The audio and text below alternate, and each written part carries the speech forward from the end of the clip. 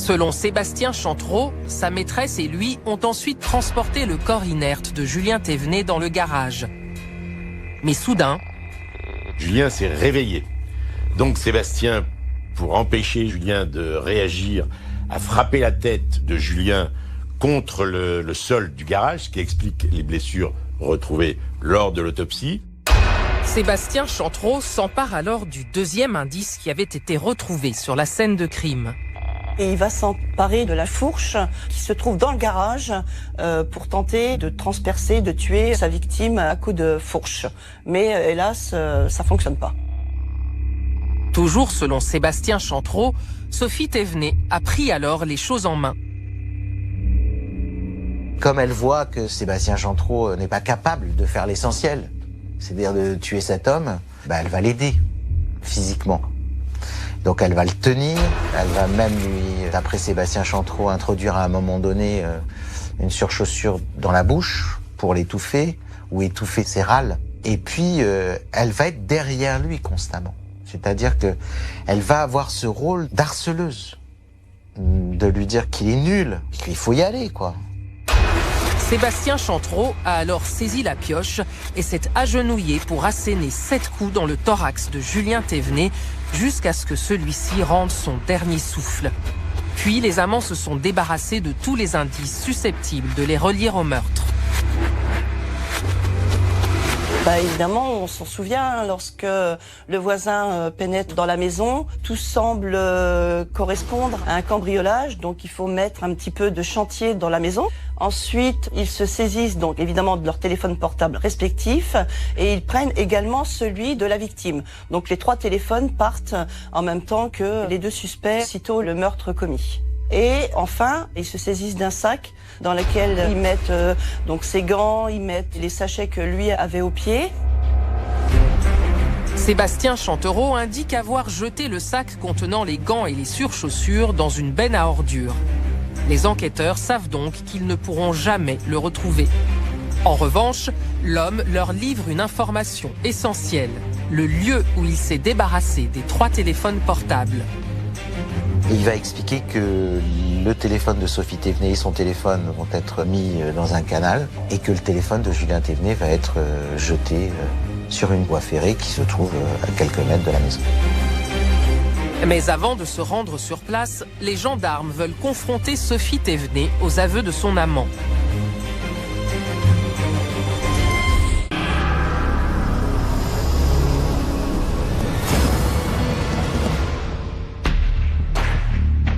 Sébastien Chantreau vient d'avouer l'assassinat de Julien Thévenet et la responsabilité de sa maîtresse dans l'élaboration du plan criminel.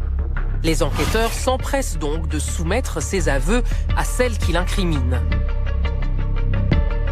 On va mettre sous les yeux de Sophie Thévenet les dépositions de Sébastien en lui disant voilà, ça y est, il a dit toute la vérité, maintenant vous pouvez enfin nous dire ce qui s'est passé. Et elle, tranquille, elle va continuer à nier de façon farouche en disant qu'elle ne comprend pas et qu'elle n'a absolument rien à voir avec ces faits. Elle dit même qu'elle regrette de ne pas avoir prévenu les gendarmes avant. Elle dit qu'elle est complètement étrangère à tout ce qui s'est passé. Les gendarmes annoncent alors à Sophie Thévenet que grâce aux aveux de son amant, ils vont certainement retrouver les 3 téléphones portables disparus. Et soudain, la jeune veuve craque. Elle a drogué, elle reconnaît, c'est ce qu'elle dit, j'ai drogué mon mari, mais par contre, non, moi je l'ai pas tué. Elle se dédouane tout de suite, voilà. Encore une fois, elle n'a été que passive dans cette affaire. C'est Sébastien Chantreau qui a tout fait, c'est lui qui a transporté seul le corps inanimé de son mari dans le garage, c'est lui qui lui a asséné à plusieurs reprises des coups de pioche. Elle ne se trouvait pas dans le garage à ce moment-là. Les enquêteurs ont du mal à croire cette version. Persuadés que Sophie Thévenet leur ment, ils continuent de l'interroger. Sous le feu des questions, la jeune veuve finit par reconnaître qu'elle s'est rendue sur la scène de crime à 2 reprises. Elle livre alors une nouvelle version qui diffère encore de celle de son amant. Une première fois, elle a constaté que son mari était défiguré et que son amant, Sébastien, était en train de l'étrangler. Elle est repartie à ce moment-là, puis elle est revenue une seconde fois, et c'est pendant ce second déplacement dans le garage qu'elle a vu Sébastien en train de frapper au sol le corps de Julien. Et qu'à un moment même, la pioche dont se servait Sébastien aurait cogné, aurait ripé sur le rail qui sert à la fermeture de la porte du garage. À l'issue de ces interrogatoires, les gendarmes comprennent que chacun des deux amants cherche à minimiser son rôle dans l'acte meurtrier. Mais en attendant la poursuite de l'enquête, Sébastien Chantreau est mis en examen pour assassinat et Sophie Thévenet pour complicité. Et tous les deux sont incarcérés.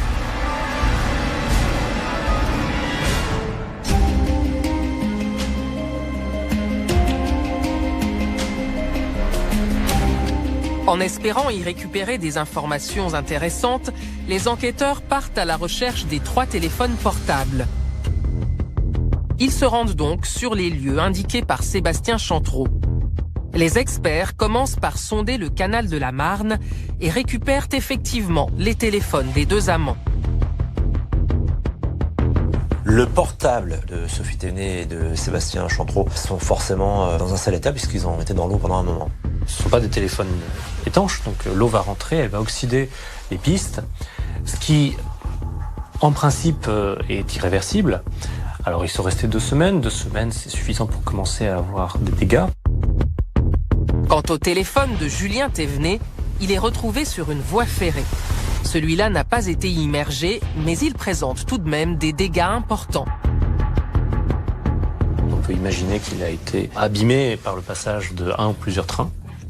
Et effectivement, il a été déformé, son écran a été brisé, je crois que la batterie également a été abîmée. Ces 3 indices clés sont aussitôt envoyés en laboratoire, car malgré la dégradation des appareils, les experts en téléphonie ont bon espoir de les faire parler. Un système comme un téléphone est fait pour être relativement solide. Un téléphone se balade dans votre poche toute la journée, il faut qu'il soit capable de fonctionner correctement. Donc il y a des mécanismes internes qui garantissent que l'information est maintenue en suffisamment bon état pour être utilisable au jour le jour.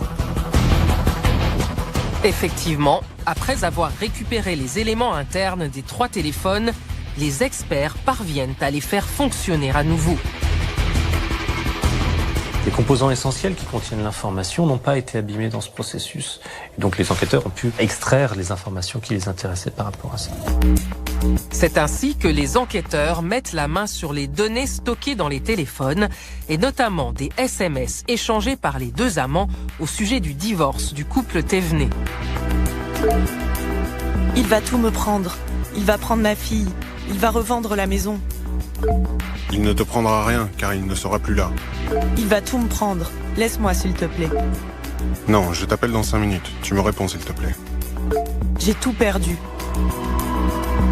Elle explique à Sébastien Chantreau qu'elle va tout perdre dans cette histoire-là et qu'il ne lui laissera rien, qu'il n'a pas l'intention de lui laisser quoi que ce soit, qu'il va surtout lui prendre ses enfants. Ça, c'est la menace qu'elle mettra en avant dans les raisons qu'elle a évoquées pour tuer son mari, c'est qu'elle ne veut pas perdre ses 2 enfants et que lui l'a menacé de lui faire retirer. Mais en découvrant ensuite les SMS que Sophie a échangés avec son mari, c'est une toute autre réalité qui apparaît quant au comportement de Julien Thévenet. Me prends pas mes enfants. C'est tout ce que je demande. Et laisse-moi un peu de temps pour faire mes démarches.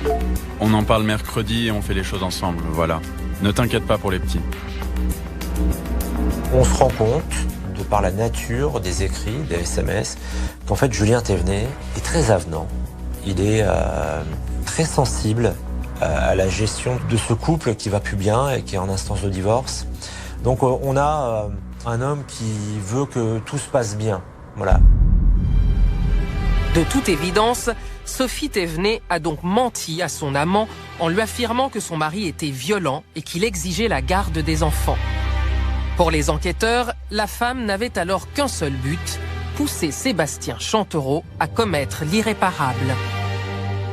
Elle a fait en sorte, elle a motivé quelque part, elle est le moteur de cet homicide en ayant raconté à son amant de fausses histoires de maltraitance. Sophie a essayé de manipuler son amant.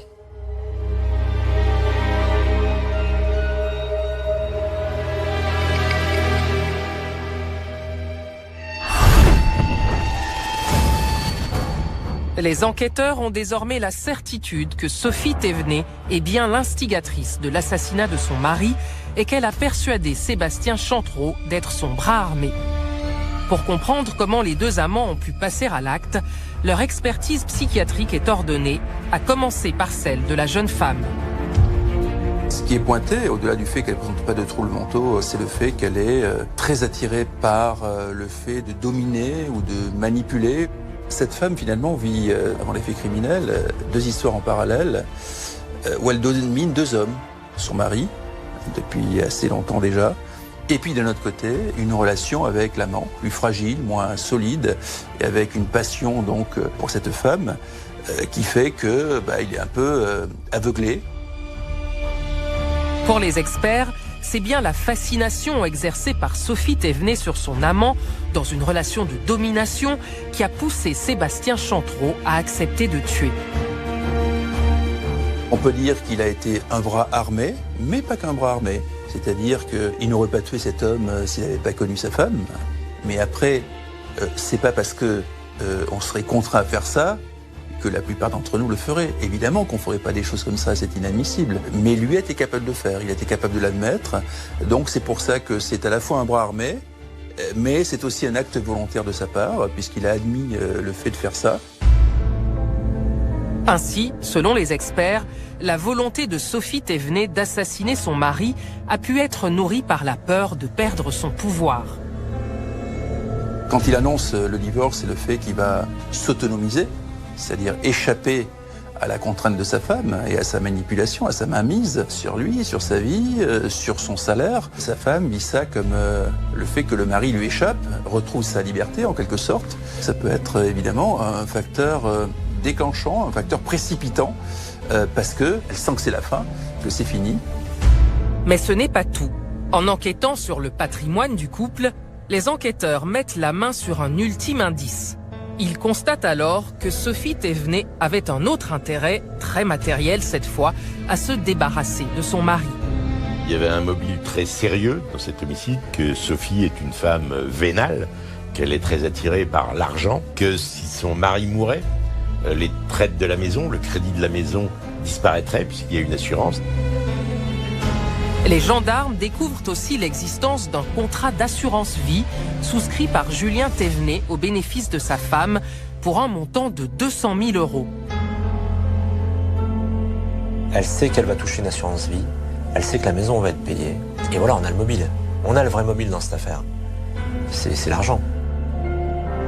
Après un an d'enquête et malgré toutes les investigations menées par les enquêteurs, des zones d'ombre subsistent sur les circonstances exactes du terrible assassinat de Julien Thévenet. Sébastien Chantreau m'a toujours dit que lui, quand il avait quitté cette scène de crime, cette chaise n'était pas là.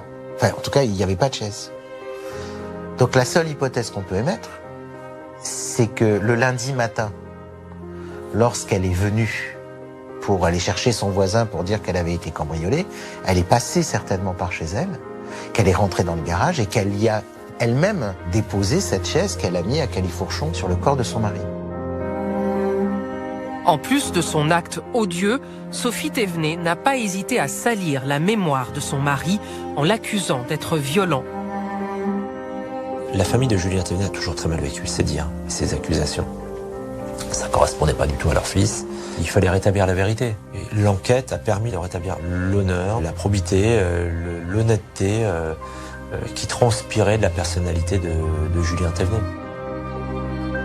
Cette personnalité, les parents de Julien Thévenet tiennent aussi à l'honorer pour leur petite fille, qui n'avait que 18 mois au moment où sa mère a assassiné son père.